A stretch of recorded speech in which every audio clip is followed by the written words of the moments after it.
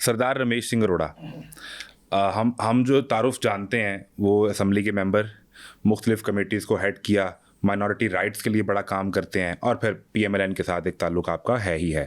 لیکن آپ کے لیے سردار رمیش سنگھ اروڑا کون ہے؟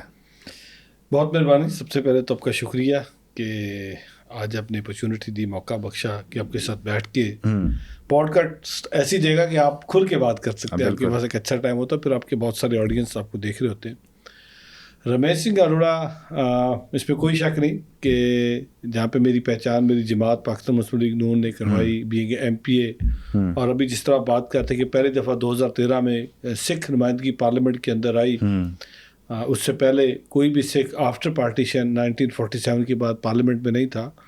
تو اس کا سہرا میری جماعت پاکستان مسلم لیگ نون کو جاتا ہے، میاں نواز شریف صاحب کو جاتا ہے. جس علاقے سے میں ایم پی اے منتخب ہو کے آیا اور ریزرو سیٹ پہ، وہاں کے ایم این اے بڑی ایک جانی پہچانی شخصیت ہے جناب احسن اقبال صاحب، ان کو جاتا ہے. اور میرے ایم پی اے بننے کے پیچھے جو ریزن تھی وہ یہی تھی کہ میرا تعلق جس طرح بھی بتا رہے تھے کہ نارووال سے ہے، اور وہاں پہ کرتارپور صاحب گرو نانک صاحب کی آخری آرام گاہ ہے. تو میاں نواز شریف صاحب کا ویژن بڑا کلیئر ہے، پرٹیکولرلی جب ہم مائنورٹی رائٹس کی بات کرتے ہیں. اور مجھے لانے کے پیچھے مقصد بھی یہی تھا کہ ایک سکھ نمائندگی جب پارلیمنٹ کے اندر آئے گی تو کرتارپور کوریڈور کا جو خواب تھا، جو ویژن تھا، وہ میاں نواز شریف صاحب کا تھا. آج بہت سارے اس کا کلیم کرنے آ گئے. اور یہ میں نے بہت ساری جگہوں پہ میں نے پہلے ہی بات کی، اور یہ حامد میر صاحب کا ایک پروگرام ہوا تھا غالباً جولائی 2013 میں، تو میں نے اس پورے پروگرام کو بیان کیا تھا کہ ہمارا کرتارپور صاحب کو پلان کیا، اور یہ بالکل اسی طریقے سے پلان تھا. اور آپ دیکھ رہے ہوں گے جب یہ پروگرام جنرل باجوہ صاحب نے جب پی ڈال کے پیغام بھیجا تھا سدھو صاحب کے ہاتھ، تو وہ میاں اس وقت عمران خان وزیر اعظم نہیں تھے، ابھی عمران خان نے اوتھ لینا تھا. تو جو پیچھے لیگیسی تھی ہماری جماعت کی، جو ہم نے ہوم ورک سارا کیا ہوا تھا 2013 سے لے کے 2018 تک، اس کی امپلیمنٹیشن انفارچونیٹلی ہمیں نہیں ملی. اس کی بہت سارے ریزنز ہیں، بٹ چلے الٹیمیٹلی کرتارپور کوریڈور بن گیا. اچھا، یہ جو کرتارپور صاحب یہ جگہ ہے، آپ کے خاندان کا اس سے پہلے بھی کوئی سیاسی بیک گراؤنڈ ہے؟ کیونکہ اس جگہ کی میزبانی تو آپ کے پاس ہے، اب وہ آپ کے لیے مذہبی طور پہ بھی بڑا امپورٹنٹ ہے اور پوری دنیا میں اس کا احترام بھی ہے، لیکن کیا سیاسی بیک گراؤنڈ پہلے بھی تھا کوئی؟ دیکھیں، کرتارپور جو گرودوارا صاحب ہے، یہ 1947 سے لے کے آلموسٹ 2000 تک یہ گرودوارا آپریشنل نہیں تھا، کیونکہ یہ بالکل بارڈر کے اوپر ہے. جب پارٹیشن ہوئی تو اس علاقے سے نارووال سے جتنے بھی سکھ کمیونٹی تھے یا ہندو تھے، وہ لوگ مائیگریٹ کر کے بھارت چلے گئے. تو وہاں پہ کوئی بھی سکھ فیملی نہیں تھی. جب 2000 میں جب یہ کرتارپور صاحب گرودوارا کھلا، تو اس وقت میرے بڑے بھائی جو گیانی گوبند سنگھ ہیں، وہ سب سے پہلے جس گرودوارا صاحب کے ہیڈ گرنتھی تعینات ہوئے، جو گئے تو ہیڈ گرنتھی بن کے میری فیملی گئی، میرے بھائی گئے، تو وہاں سے پھر وہ سلسلہ شروع ہوا.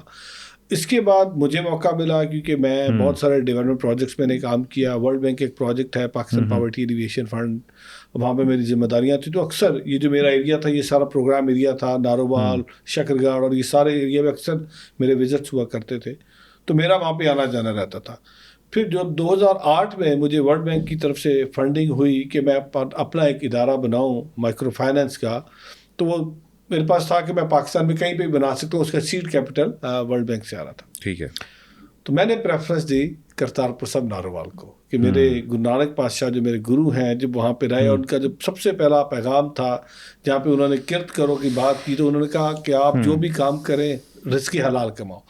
تو میں نے کہا میں اپنے کام کا آغاز کرتارپور نارووال سے کرتا ہوں. ٹھیک ہے. تو وہ ادارہ مائکرو فائننس کا بنایا. تو پھر وہاں پہ انٹریکشن رہا 2013 میں. اسی طریقے سے احسن اقبال صاحب نے جب الیکشنز ہو رہے تھے تو میری ملاقات احسن اقبال صاحب سے ہوئی.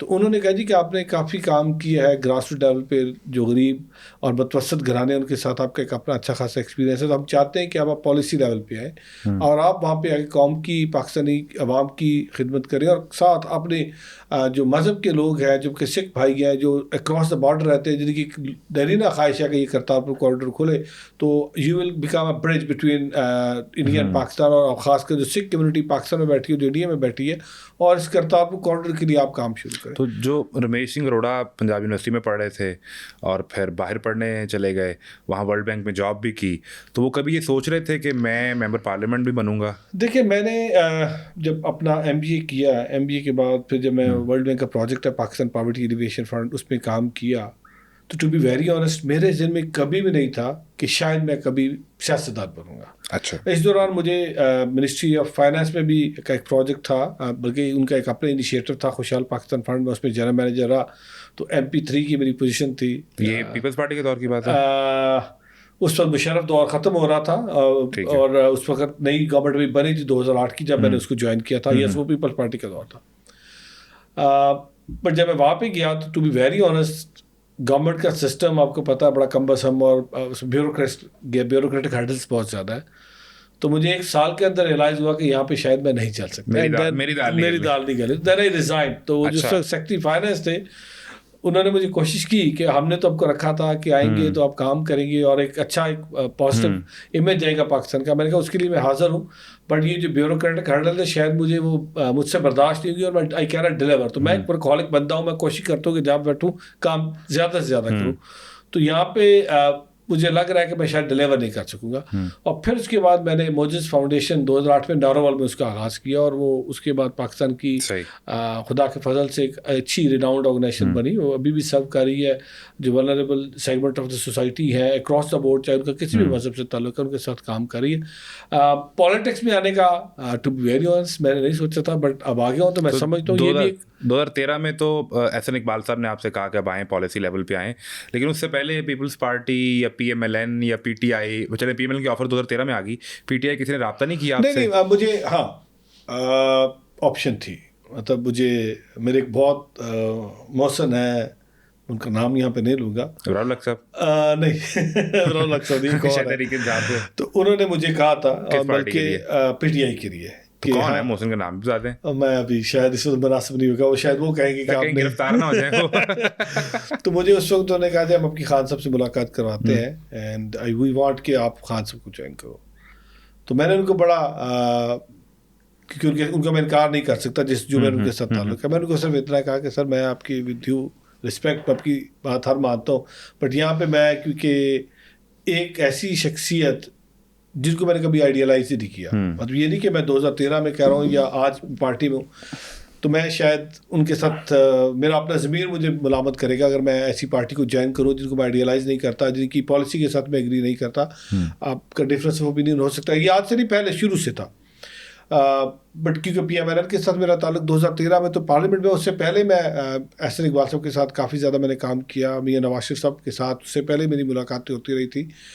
پارٹی کے ساتھ تو میری وابستگی تھی کسی طریقے سے نہ کسی طریقے سے, ہاں, لیکن اس طریقے سے نہ تو مطلب کوئی شاید سیاسی عہدہ اس طریقے سے میرے پاس اس لیول کا, یا میں کبھی ممبر پارلیمنٹ نہیں بنا تھا.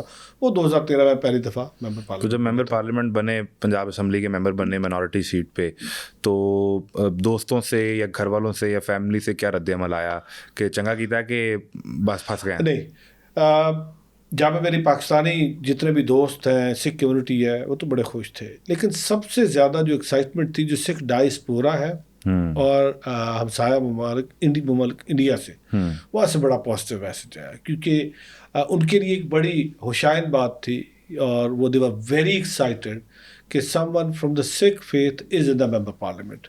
تو خاص کر بھارت میں جو پنجاب کے اندر بسنے والے ہمارے سکھ بھائی تھے, بہنیں تھیں, ان کی بڑی مبارکبادیں موصول ہوئیں. لائک وائز ڈائسپورا, چاہے وہ UK تھا, US تھا, ان کی طرف سے بہت سارے انویٹیشن آئے. میں تو جیسے ممبر پارلیمنٹ بنا تو اس کے فوراً بعد تو پہلا 1 سال جو تھا میرے اتنے زیادہ انٹرنیشنل وزٹ سے, خاص کر پرکاش سنگھ بادل جو تھے, جو فارمر چیف منسٹر تھے, اب وہ اس دنیا میں نہیں رہے, انہوں نے مجھے انوائٹ کیا 2014 میں کہ آپ, اور جنوری میں کہ آپ بھارت آئے اور ہم آپ کو انوائٹ کرنا چاہتے ہیں کہ someone from the Sikh faith is in the parliament. تو ان کے لیے بڑی خوشی کی بات تھی کہ سکھ نمائندگی جو ہے وہ پاکستان کے اندر, پنجاب اسمبلی کے اندر آ رہی ہے.